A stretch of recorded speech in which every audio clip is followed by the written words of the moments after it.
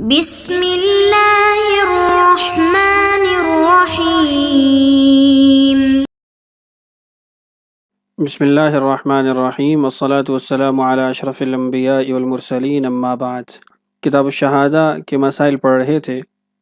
آج کی ہماری عبارت ہے وَشُرِطَ لِلْكُلِّ الْعَدَالَةُ وَلَفْظُ الشَّهَادَةِ اعلم أن العدالة شرط عندنا لوجوب القبول لا لصحة القبول، فغير العدل لا يجب على القاضي ألا يقبل شهادته.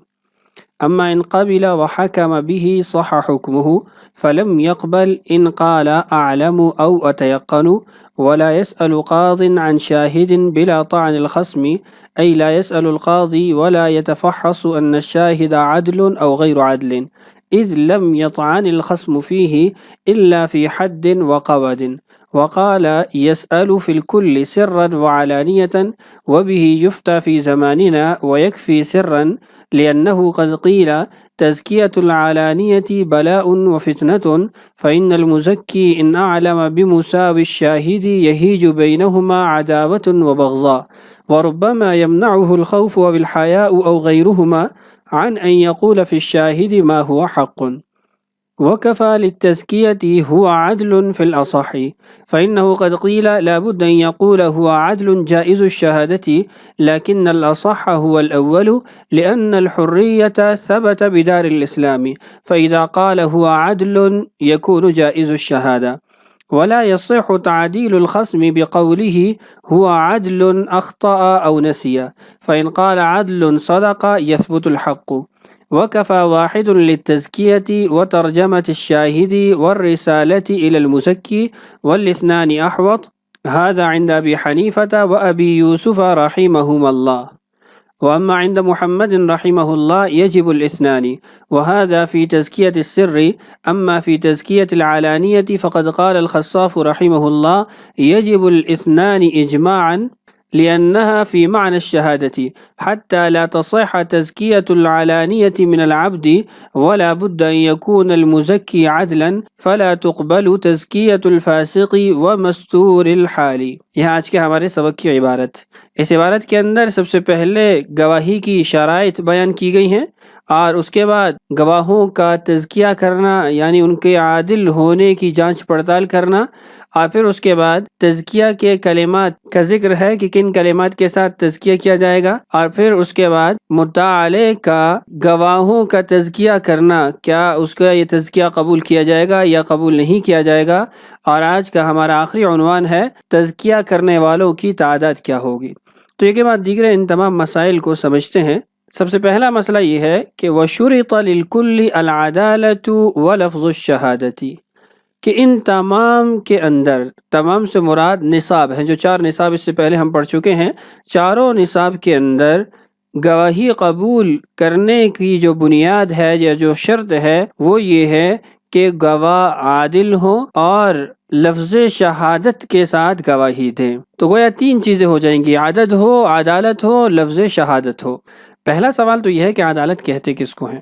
تو اس کا جواب یہ ہے کہ عادل اس شخص کو کہا جاتا ہے جو کبیرہ گناہوں سے بچنے والا ہو، صغیرہ گناہوں کو بھی عادتاً نہ کرتا ہو، یعنی اس نے صغیرہ گناہوں کی عادت نہ بنا لی ہو، اور ایک ہی صغیرہ گناہ کو مسلسل وہ نہ کر رہا ہو، اور اسی طرح اس کی نیکیاں اس کی برائیوں پر غالب ہوں، اور اس کے اندر درستگی کا جو جذبہ ہے وہ غالب ہو، نہ یہ کہ لوگوں کے اندر فساد پھیلانا یا پھر مسائل کا پیدا کرنا، ایسا نہ ہو۔ تو یہ چند صفات ہیں جس سے آدمی عادل قرار پاتا ہے۔ دوسری بات یہاں پر یہ ہے کہ عادل ہونا کیوں شرط ہے، اس کی دلیل کیا ہے؟ تو اس کی دلیل قرآن پاک کے کچھ نصوص ہیں، اور اسی طرح عقل بھی اس بات کا تقاضا کرتی ہے کہ گواہ عادل ہونا چاہیے۔ سورۃ طلاق میں اللہ تعالیٰ ارشاد فرماتے ہیں وَأَشْهِدُوا ذَوَيْ عَدْلٍ مِّنْكُمْ، اور گواہ بناؤ اپنے میں سے 2 عادل شخصوں کو۔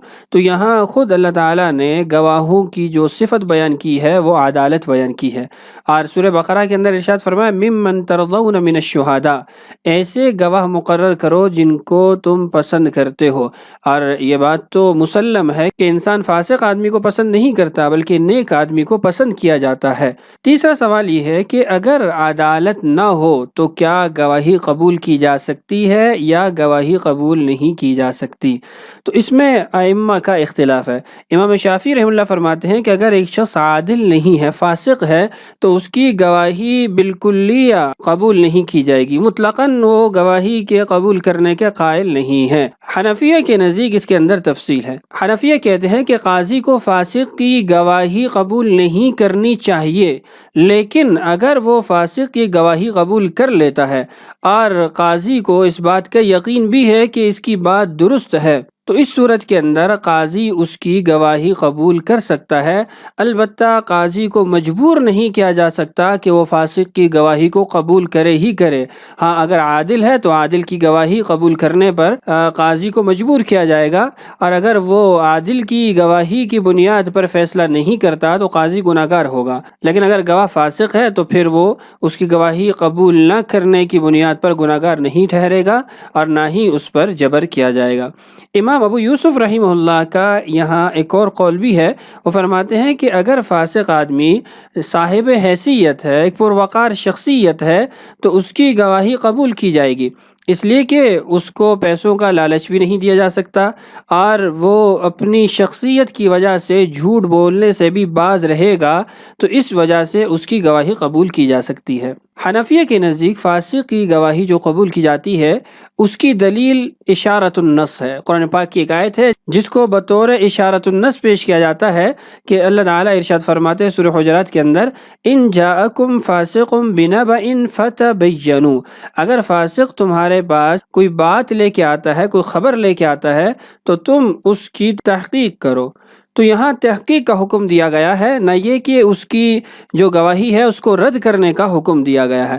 تو اس لیے قاضی پر واجب بھی نہیں ہوگا، ضروری بھی نہیں ہوگا، لیکن اگر قاضی اس کی گواہی پہ فیصلہ کر دیتا ہے تو وہ فیصلہ نافذ ہو جائے گا۔ یہاں شرائط کے اندر دوسری چیز تھی لفظ شہادت کا بولنا۔ لفظ شہادت کے ذریعے گواہی دینا یہ بالاجماع ہے، اور مضارع کا صیغہ بولے گا کہ اشہد، میں گواہی دیتا ہوں۔ اب یہاں پر اس بات کو سمجھنا ضروری ہے کہ اس کلمہ کو کیوں ضروری قرار دیا گیا ہے۔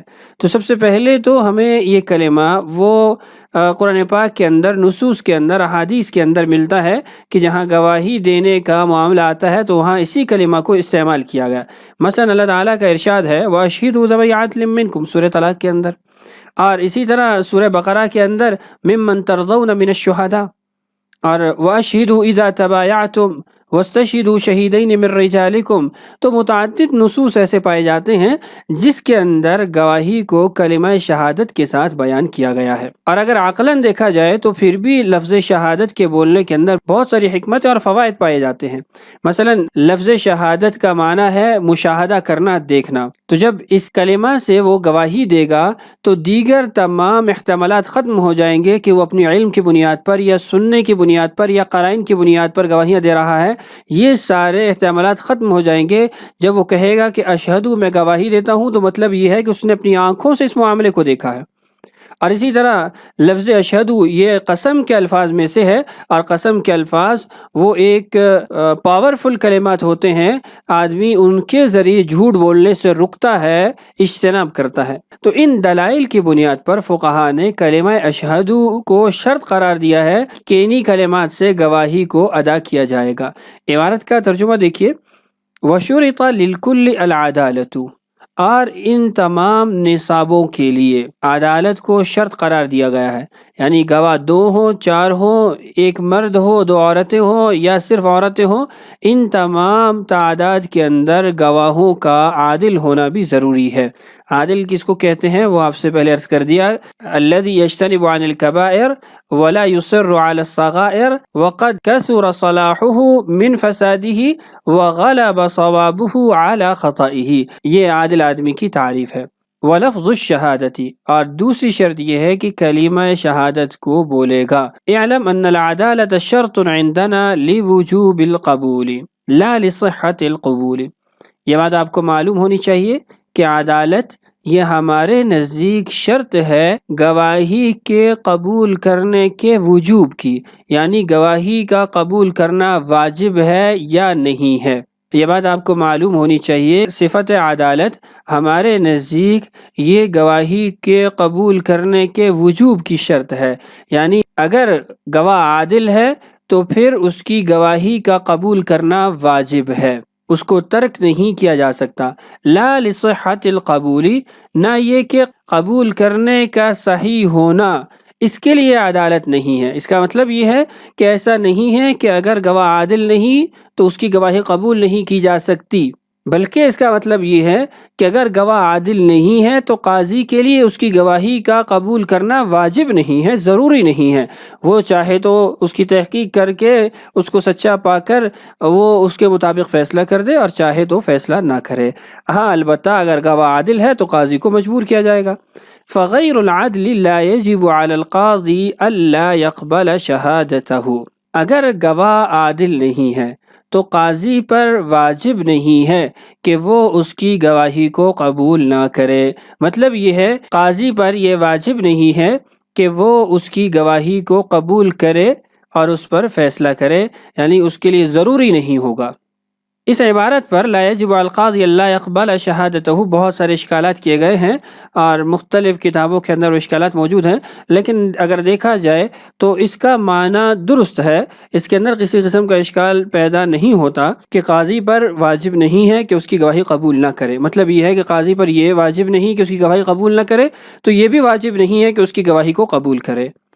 بہرحال آگے چلیے، اما ان قبل، البتہ اگر وہ قبول کرتا ہے، وحکم بہ، اور اس کے ذریعے فیصلہ کر دیتا ہے، صح حکمہ، تو اس کا یہ فیصلہ کرنا درست ہوگا۔ فلم یقبل ان قال اعلم او اتیقن، ہاں یہ لفظ شہادت کی مزید تفصیل ہے کہ اگر وہ کہتا ہے کہ اعلم یا کہتا ہے اتیقن، کلمہ اشہد نہیں بولتا تو اس کی بات کو قبول نہیں کیا جائے گا۔ اس کی وجہ پہلے عرض کر دی ہے کہ کلمہ شہادت کا بولنا یہ رکن ہے گواہی کے اندر، اور اعلم و اتیقن یہ بہت سارے احتمالات رکھتا ہے، تو ایسا کلمہ بولا جائے گا جس کے اندر احتمالات نہ ہو، جس کے اندر کسی قسم کے مزید معانی کی گنجائش نہ ہو۔ یہ تھا پہلا مسئلہ کہ گواہی کی شرائط کیا ہیں۔ اس کے بعد دوسرا مسئلہ ہے کہ تزکیۃ الشہود، گواہوں کا تزکیہ کرنا، گواہوں کی عدالت عدم عدالت کا پتہ لگانا، ان کی جانچ پڑتال کرنا۔ تو پہلی جو جزئی ہے وہ یہ ہے کہ کیا مدعا علیہ کا گواہوں کو مطعون کرنا، گواہوں پر تہمت لگانا، یہ تزکیہ کے لیے ضروری ہے یا ضروری نہیں ہے؟ تو امام ابو حنیفہ رحمہ اللہ فرماتے ہیں کہ جب تک مدعا علیہ گواہوں کو مطعون نہ کرے، ان پر تہمت نہ لگائے، اس وقت تک قاضی کو ان کے بارے میں جانچ پڑتال نہیں کرنی چاہیے، قاضی ان کے بارے میں سوالات نہ کرے، تزکیہ نہ کرے۔ ہاں اگر حدود و قصاص ہیں تو حدود و قصاص کے اندر مدعا علیہ کا متہم کرنا نہ کرنا اس کا اعتبار نہیں ہوگا، بہر صورت قاضی ان کا تزکیہ کرے گا، ان کے بارے میں تفتیش کرے گا۔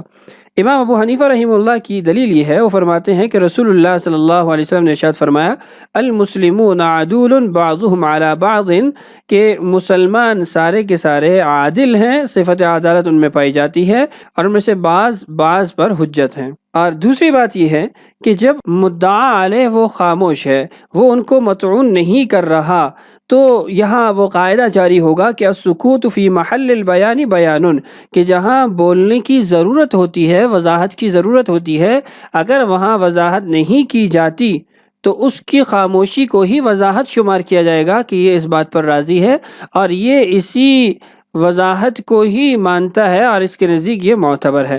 تو یہاں جب مدعا علیہ خاموش ہے تو گویا مدعا علیہ اس کے نزدیک گواہ مجروح نہیں ہے، وہ فاسق یا مستور الحال نہیں ہے بلکہ عادل ہیں۔ پھر سوال یہ پیدا ہوتا ہے کہ حدود قصاص کے اندر امام صاحب کیوں شرط قرار دیتے ہیں، اس کے اندر تزکیہ کیوں ضروری قرار دیتے ہیں؟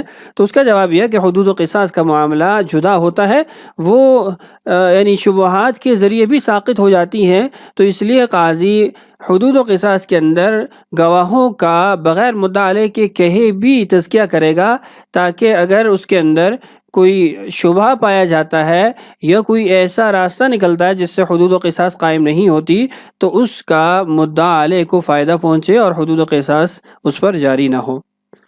صاحبین فرماتے ہیں کہ مدعا علیہ کا مطعون کرنا یہ ضروری نہیں ہے، بہر صورت قاضی گواہوں کے بارے میں سرن اور علانیتاً یعنی چپکے سے اور ظاہری طور پر تزکیہ کرے گا، ان کے بارے میں تفتیش کرے گا، ان کا عادل ہونا نہ ہونا اس کا پتہ لگائے گا۔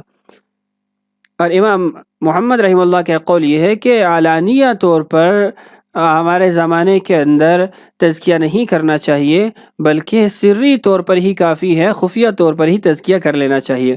اور فتویٰ بھی اسی قول پر ہے کہ تزکیہ وہ سرن ہونا چاہیے اور بہر صورت ہونا چاہیے، صرف حدود و قصاص کے ساتھ مقید نہیں ہے، اور نہ ہی مدعا علیہ کا مطعون کرنا یہ ضروری ہے۔ مزید جو اس کے اندر تفصیلات ہیں وہ انشاءاللہ ہم عبارت پڑھ کے اس کو معلوم کر لیتے ہیں۔ یہاں ایک اور بات سمجھ لیجئے کہ تزکیہ سری اور تزکیہ علانیہ کہتے کس کو ہے۔ تزکیہ سری کا مطلب یہ ہے کہ خفیہ طور پر گواہوں کے بارے میں تفتیش کرے، ان کا عادل ہونا نہ ہونا معلوم کرے۔ اس کا طریقہ کار یہ ہوگا کہ قاضی وہ خفیہ طور پر جہاں وہ گواہ رہتے ہیں اس محلے میں اپنا فرد بھیجے گا، اور وہ وہاں جا کر لوگوں سے اس سے متعلق پوچھے گا اور خفیہ طور پر اس کے بارے میں معلومات لے گا، اور پھر اس کے بعد اگر وہ عادل ہے تو لکھ دے گا کہ ہوا عادل جائز الشہادہ، اور یا پھر صرف ہوا عادل لکھ دے گا۔ اور اگر وہ عادل نہیں ہے، وہ فاسق ہے یا مستور الحال ہے، تو اس کی جگہ خالی چھوڑ دے گا، یا پھر کوئی ایسے طریقے سے اشارہ کرے گا جس سے فاسق ہونا یا مستور الحال ہونا تو معلوم ہو جائے گا، لیکن کس نقص کی وجہ سے، کس کمی کی وجہ سے یا کس عیب کی وجہ سے وہ گواہی کے قابل نہیں ہے اس کی وضاحت نہیں کرے گا، تاکہ مسلمان کا عیب بھی چھپا رہے اور اس کا گواہی کے قابل ہونا یا نہ ہونا اس کا بھی علم ہو جائے۔ اور تزکیہ علانیہ کہتے ہیں کہ قاضی وہ گواہوں کو اور معدل کو، مزکی کو مجلس قضا میں بلائے گا، اور وہاں پر وہ جو معدل اور مزکی ہوگا گواہوں کی طرف اشارہ کر کے کہے گا کہ یہ گواہی قابل ہے یا نہیں ہے، اس کے بارے میں علانیہ طور پر وہ وضاحت کر دے گا۔ ائمہ کا اس مسئلے میں جو اختلاف ہوا ہے اس کی بنیاد ان کے زمانے کا اختلاف ہے۔ امام صاحب کا زمانہ وہ خیر القرون کے قریب تھا، اس کے اندر خیر غالب تھی، شر جو ہے وہ مغلوب تھی، لوگوں کے اندر صفت عدالت کثرت سے پائی جاتی تھی، تو اس لیے امام صاحب نے مدعا علیہ کا گواہوں کو مطعون کرنا، ان پر فسق کی یا گواہی کے قابل نہ ہونے کا الزام لگانا، اس کا اعتبار کیا ہے تزکیہ کے لیے۔ بعد میں صاحبین کے زمانے میں چونکہ نیکی کا وہ رواج نہیں تھا یا نیکی کا وہ لیول نہیں تھا جو امام صاحب کے زمانے میں تھا، تو اس لیے انہوں نے پھر اس کی شرائط کو تبدیل کر دیا۔ آئیے اب عبارت پڑھتے ہیں، جو باتیں رہ گئی ہیں انشاءاللہ عبارت کے اندر اس کو سمجھ لیتے ہیں۔ وَلَا يَسْأَلُ قَاضٍ عَنْ شَاهِدٍ بِلَا طَعْنِ الْخَصْمِ، اور قاضی گواہوں کے بارے میں سوال نہیں کرے گا جب تک مدعا علیہ وہ ان کو مطعون نہ کرے۔ ای لا يسأل القاضی ولا يتفحص ان الشاہد عادل او غیر عادل، مطلب یہ ہے کہ قاضی سوالات نہیں کرے گا، جانچ پڑتال نہیں کرے گا کہ گواہ عادل ہے یا نہیں ہے، اذ لم يطعن الخصم فیہ، جب تک مدعا علیہ وہ ان کو مطعون نہ کرے، الا فی حد وقواد، البتہ حدود و قصاص کے اندر مدعا علیہ کا مطعون کرنا ضروری نہیں ہے۔ قاضی ہر صورت میں ہر حال میں ان کے بارے میں سوالات کرے گا، تفتیش کرے گا۔ یہ امام ابو حنیفہ رحمہ اللہ کا مسلک ہے۔ وقال، صاحبین کا مسلک ہے، یسأل فی الکل سرا وعلانیتا، کہ وہ سرن اور علانیتاً دونوں طرح سے ان کے بارے میں سوالات کرے گا۔ مطلب یہ ہے کہ مدعا علیہ وہ ان کو مطعون کرے یا نہ کرے۔ وَبِهِ يُفْتَى فِي زَمَانِنَا وَيَكْفِي سِرًّا، اور ہمارے زمانے میں اسی پر فتویٰ دیا جاتا ہے، اور سرن بھی تزکیہ کرنا کافی ہے۔ یہ امام محمد رحمہ اللہ کا قول ہے اور اسی پر فتویٰ ہے۔ لِأَنَّهُ قَدْ قِيلَ، یہ وضاحت ہے یکفی سرن کی، تزکیۃ العلانیۃ بلاء و فتنۃ، کہ علانیہ تزکیہ کرنا اس میں آزمائش ہے، فتنہ ہے، پریشانی ہے۔ فإن المزکی، اس لیے کہ مزکی ان اعلن بمساوی الشاہد، وہ علانیہ طور پر گواہ کے عیوب کو، اس کی برائیوں کو بیان کرتا ہے، یہی جو بینہما عداوت و بغضاء، تو ان دونوں کے درمیان، مزکی اور گواہ کے درمیان دشمنی اور بغض و عناد پیدا ہو جائے گا۔ اور دوسری وجہ دیکھیے، ربما يمنعه الخوف او الحیاء او غیرهما عن ان يقول في الشاہد ما هو حق، پھر بعض اوقات یہ بھی اس کا نتیجہ نکلے گا کہ مزکی کو خوف لاحق ہوگا، خوف روکے گا یا حیا روکے گی، یا اس کے علاوہ کوئی اور ایسے اسباب جس کی بنیاد پر وہ اظہار نہیں کر سکے گا، اور جو گواہ کے بارے میں صحیح بات ہے اس کا اظہار نہیں کر سکے گا، اس کو بیان نہیں کر سکے گا۔ اس کے بعد جو ہماری بحث ہے اس کا عنوان یہ ہے کہ تزکیہ کے کلمات کیا ہوں گے، یعنی کن الفاظ سے مزکی وہ گواہوں کی عدالت کو ثابت کرے گا اور ان کا قابل گواہی ہونا ثابت کرے گا۔ تو فرماتے ہیں وَكَفَى لِلتَّزْكِيَةِ هُوَ عَدْلٌ فِي الْأَصَحِّ، تزکیہ کے لیے اتنا ہی کہنا کافی ہے کہ وہ عادل ہیں صحیح قول کے مطابق۔ تو یہ جو فی الاصح کی قید ہے، اس سے یہ بات معلوم ہوتی ہے کہ ائمہ کا اس میں اختلاف بھی ہے، مختلف اقوال بھی فقہا کے ملتے ہیں۔ وہ اقوال کیا ہیں؟ فَإِنَّهُ قَدْ قِيلَ، اس لیے کہ یقیناً یہ کہا گیا، لابد ان یقول، ضروری ہے کہ وہ کہے، ہوا عدل جائز الشہادتی، کہ وہ عادل ہے اور گواہی اس کی جائز ہے، گواہی کے قابل ہے۔